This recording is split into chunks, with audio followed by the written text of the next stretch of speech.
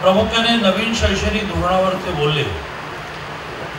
मला असं वाटतं की आपल्या सगळ्यांनाच माहिती आहे की या देशातलं शिक्षण हे जगाची दिशा ज्या दिशेने आहे, जगाचा वेग ज्या प्रकारचा आहे,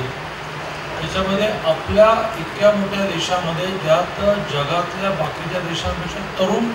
जास्त संख्येने आहे, जगातला सगळ्यात मोठा तरुणांचा देश ज्याला मानलं जातं,